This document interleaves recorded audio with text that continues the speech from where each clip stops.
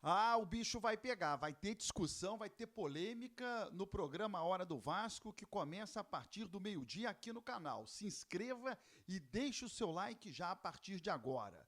Torcedor, ontem o Carille, ao término da partida, voltou a ir correndo, xingado pela galera, em direção ao vestiário, que eu vou te mostrar a partir de agora os melhores momentos do que disse o Fábio Carille durante a entrevista coletiva. E é importante que você ouça. Ele fala sobre o rendimento da equipe, a atuação do time, vai falar sobre o Verratti, que praticamente fica o jogo inteiro, todas as partidas, por absoluta falta de opção no banco de reservas, fala sobre o Nuno Moreira e Felipe Coutinho, que não conseguem jogar 90 minutos, recuperação do Adson, do David, tem muita coisa interessante para que você acompanhe nessa entrevista coletiva do Carille.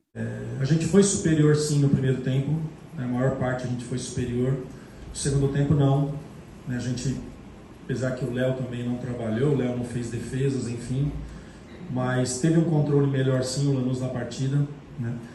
Penso que a gente acelerou demais, acelerando, muito passo para frente o tempo todo, sendo que a gente tinha que circular a bola para que a gente encontrasse o lado oposto livre e chegasse com mais jogadores, com triangulação perto da área deles. Acho que a gente foi um pouquinho pro abafa e isso não é muito o nosso jogo, né? Nosso jogo tem meias ali que essa bola tem que passar por dentro para que a gente possa construir, possa incomodar, possa chegar na área do adversário.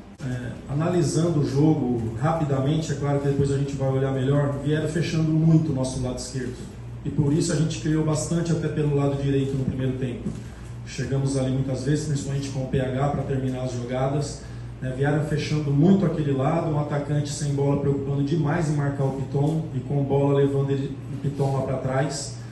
Claro, é o nosso lado construtor, é o lado que aproxima, é o lado que tem jogadores criativos, né? Quando o Coutinho encosta com o Piton, aí vieram fechando muito bem lá, como já teve outras equipes que fizeram assim. O bom é que a gente busca alternativa pelo outro lado. Muitas vezes fica travado só de um lado e acaba não saindo, e a gente conseguiu escapar principalmente pelo lado direito. E também a gente tem que entender que há mérito do adversário de estudar e fazer como a gente faz com os adversários também. Na última coletiva você falou a respeito da oscilação de uma partida a outra. E dentro da partida hoje o Vasco oscilou dentro do próprio jogo, né? Queria saber do seu entendimento por que isso aconteceu e como melhorar isso em meio a um calendário tão intenso, um jogo atrás do outro. Eu não me lembro de um jogo que a gente foi linear, assim, o tempo todo superior ou o tempo todo com a bola, mesmo porque também a gente joga contra adversários que têm qualidade, que se preparam e tudo mais. Mas assim, em relação ao primeiro tempo que a gente jogou mais no campo ofensivo, chegando ali com cruzamentos, com algumas finalizações, faltou isso no segundo tempo, a gente circular mais, buscar o lado oposto e poder ser agressivo, né? Talvez um pouquinho de ficar nervoso, de ser impaciente, não tomar as melhores decisões e com isso a gente incomodar um pouco o adversário. Pensando nesse momento, depois analisando, eu posso até falar outras coisas depois, olhando no vídeo, olhando tudo tranquilamente, mas pensando assim, foi isso que mais ficou na minha cabeça. A gente poderia ter tido um pouquinho mais de paciência, um pouquinho mais de triangulação, de aproximação e entrar com mais gente no campo ofensivo. Eu queria entender um pouco mais como está essa recuperação do Adson, né? Como está esse controle de minutagem com ele, e também se existe alguma possibilidade que vocês trabalhem em contar em breve com o David também como mais uma opção nesse time. Nós estamos em abril. O David, se eu não me engano, acho que para junho começa a treinar com a gente. Então penso que é para depois da parada do Mundial, né? A gente joga dia 12 de junho, depois 12 de julho, se eu não me engano. Acho que é aí. Acho que nessa pré-temporada que vai ter no meio do ano aí, ele já vai estar treinando com a gente, vai estar à disposição. Antes disso eu não vejo. Então, o Adson depende muito do que ele sente, né? É uma contusão que ela é muito chata. O Paulinho está passando por isso no Palmeiras, né? Muito parecida essa contusão. Então vai depender muito dele. Então quando ele estiver sem dor, ele tem que ir para o campo e tem que trabalhar. E já tem melhorado. Antes ele fazia um treino e tinha que ficar muitas vezes 2 dias fora. Hoje não, muitas vezes para um dia, no outro dia se sente melhor. Ele tem que estar crescendo em relação a isso. E é muito difícil de controlar. Não dá para te dizer minutagem, minutos, isso e aquilo. Só sei que vai ser importante para ele mesmo quando ele tiver a disposição de fazer bastante treino, até para que ele tenha uma condição melhor de jogo, né? Então, não consigo te dizer. não consigo dizer, vai muito dele. Então está tendo reuniões sobre isso com o departamento médico dele, com a gente, para a gente entender. Então tem dia que ele tem muita dor, tem dia que não tem dor nenhuma e a gente aproveita para que ele trabalhe. Ele vai ter que passar por esse processo e a gente vai ter que ter paciência para ter ele 100%, mas ele vai ter que passar por esse processo. Teve um jogo que você substituiu o Verratti, você deixou claro que foi por pedido do atleta, um jogador quase que incansável, fominha que está jogando sempre. Hoje, mais uma vez, ele permaneceu no jogo mesmo estando muito marcado e tendo participado pouco, efetivamente, né, questão de bola aérea, enfim. Queria que você falasse como você imagina o Vasco sem o Verratti em algum momento, ou você sempre, independente da situação do jogo, você, pelo fato de ele poder ser um jogador que pode resolver em uma bola, você não tira, só se realmente ele estiver cansado e não aguentar, se você não tem uma alternativa, pensando uma forma de jogar sem o Verratti, mesmo ele estando bem no jogo. A gente pode fazer ali sim um 4-2-4 com 2 jogadores de mobilidade, que eu já joguei assim em alguns momentos da minha carreira. Eu sei que o Verratti hoje sentiu cansaço por essa sequência e tudo mais, mas aí você fica pensando na bola aérea ofensiva, na bola aérea defensiva, que a gente sabia que o time do Lanús era muito forte nessa bola e a gente sabe da importância dele. Então tirar ele e Ryan assim, num jogo seria muito difícil, porque a gente tem que ter esses cuidados, né? Mas a gente tem alternativas aí de ou ser o Ryan, um jogador mais de força ali de 9, ou ser o Alex, um cara que flutua mais. Só que aí a gente precisa ter bola para que entre no campo ofensivo e não ficar com bola aérea, porque o Alex não é para isso. A gente tem algumas alternativas sim, mas hoje o Verratti é o titular, tem respostas aí, acho que são 21 jogos, 16 gols, 14 gols, não sei, puta do número, não dá para pensar no Vasco hoje sem o Verratti em campo, né? Então, todo mundo está muito satisfeito com ele, com os números dele, com o perfil assim, positivo que ele tem.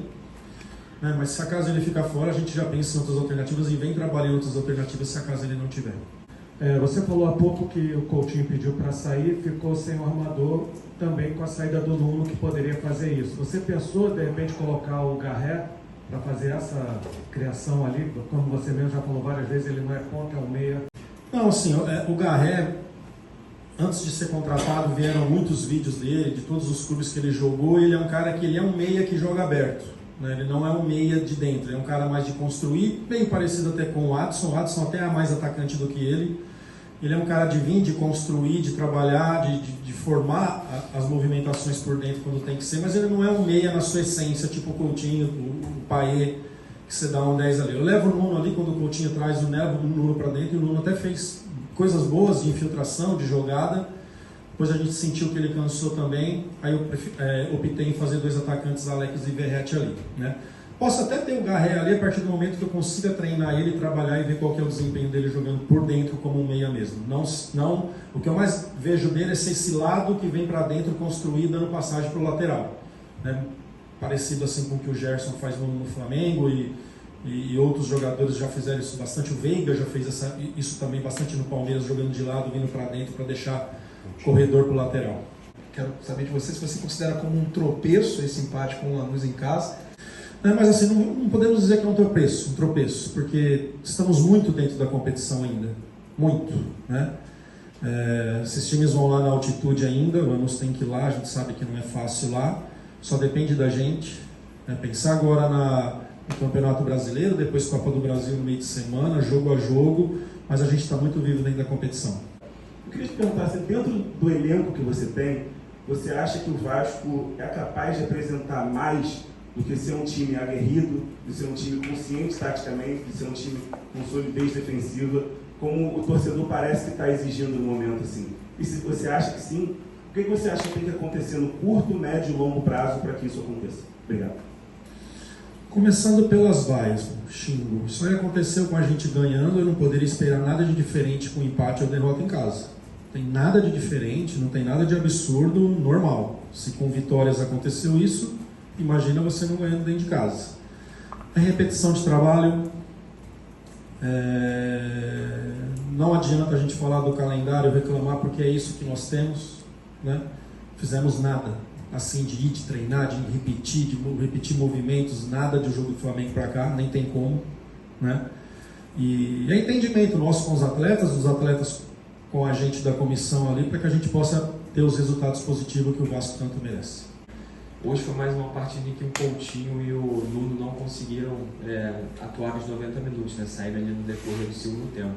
Eu quero saber se existe algum trabalho com eles para que eles consigam atuar os 90 minutos, tem algum trabalho específico fisicamente assim, para que eles consigam aguentar esses 90 minutos, ou se é só realmente resultado dessa sequência exaustiva de jogos? Fisicamente não consegue trabalhar nada, né?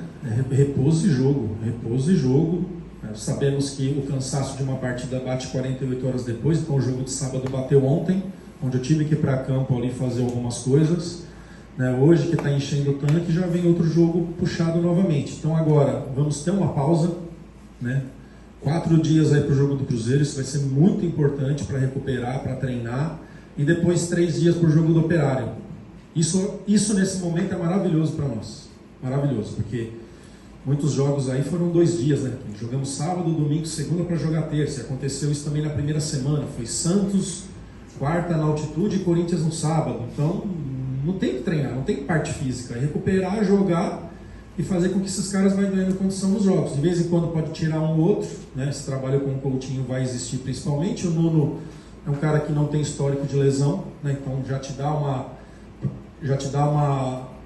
já dá para ter uma sequência maior com ele, esperando o dia a dia, o jogo a jogo, para saber a resposta deles.